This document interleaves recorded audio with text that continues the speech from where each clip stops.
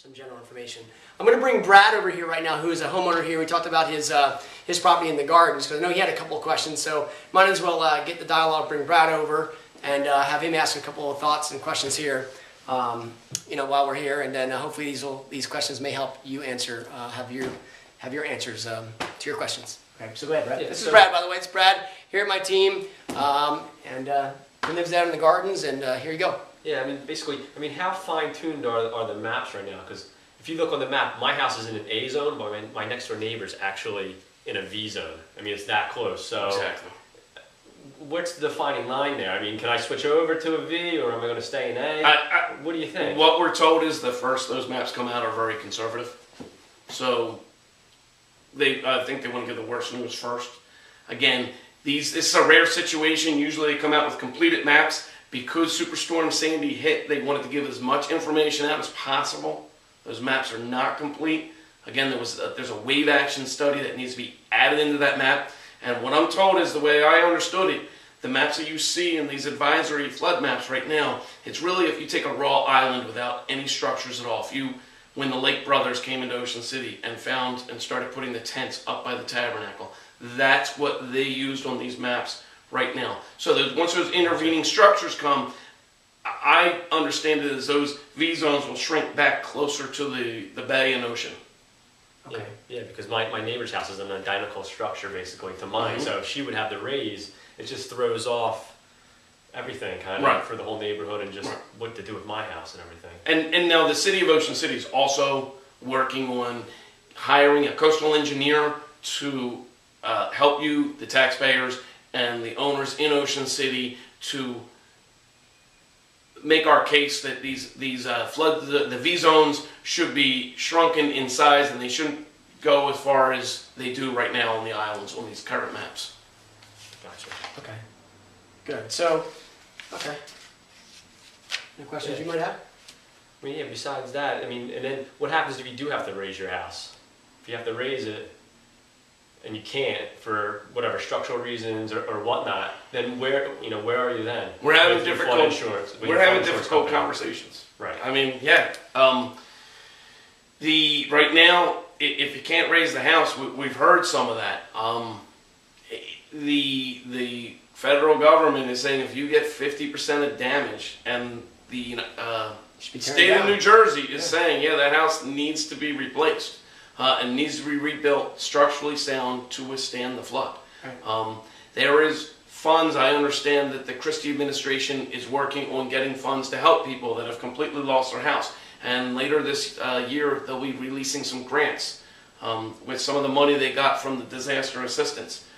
So the state is looking to help. Again, there's up to $30,000 on your flood policy. Right. And again, if you have questions on the increased cost of compliance, give our office a call.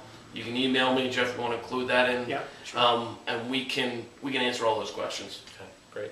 A lot of times what's going to happen is each home is individual, and you're going to have each unique questions, so we can walk through each person and help them with all the questions they need. Basically. Yep. Okay, great. Okay, all cool. Right. Yep. So one other question I'm going to have for Bill, and then we'll wrap this up, is let's talk about new construction today. Mm-hmm. So we have a lot of new construction going on right now on the island, a lot of 2-unit buildings, let's call it duplexes that are being built. So a developer builds a new building, builds the new structure under the new elevations. Mm-hmm. Is there, number one, flood insurance going to be available for a 2-unit condo? I'm assuming yes. There'll be still a market for that, right? Oh, yeah. It's not when you said they're not funding, they don't have enough money. They want the money. I'm sure they. So make sure, number one, there's that. Okay. There's going to be flood insurance available for everyone. Got it. Okay. It's just the matter of the price. We don't know the exact where it's going to fall right now on the price. Right. That was my question. Is that okay? So let's say you conform, you're compliant, you're elevated up, you're above that mark where you need to be. Do you think at that point flood premiums would be the same that they would be before, or do you think there'd be less? The word on the street that FEMA's getting out there, the higher you go, the cheaper the price. Of course. Yeah. That's, so if you were to build right now, starting today, you've got to use these advisory flood maps to elevate, then you're going to be in your best case scenario. You will get the best price. The city of Ocean City just raised A week before Christie administration did this, they said we're going to elevate +2, meaning there's the federal government comes out with base flood elevation. Most of this island right now currently stands is at a 10, so any construction in Ocean City has to be at a 12. Got it. And that's the first floor base flood elevation. Those floor joists down on the first floor. Got it. It has to be at least 12 foot. Yeah, or the equipment. Okay. Sorry, you can have your ductwork underneath that floor joist. Okay. Perfect. Okay. Good. Any other thoughts? Anything you want to add? I mean, one of the things is most of the construction Yeah. up and down the coast was older houses that unfortunately got destroyed in the storm. Sure. You know, talking to agents in LBI, and you look around Ocean City, most of our new construction withstood the damage and did not take the brunt of the damage in the storm. It was good. So it pays to build a strong house. Cool. Okay, good.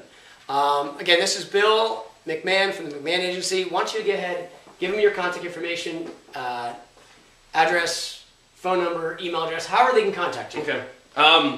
Go on to our website, McMahonAgency.com. It's MCMAHON.